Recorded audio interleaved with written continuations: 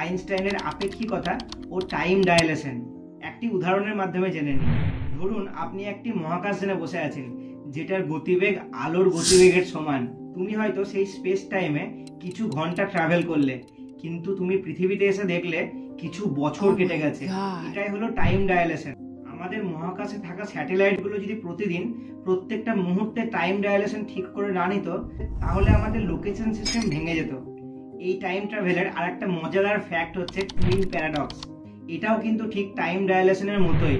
ধরো দুই যমজ ভাই, এক যমজ ভাই পৃথিবীতে থাকলো এবং আরেকটি ভাই মহাকাশযানে করে আলোর কাছাকাছি গতিবেগ নিয়ে সে কিন্তু মহাকাশে উড়ে বেড়াচ্ছে।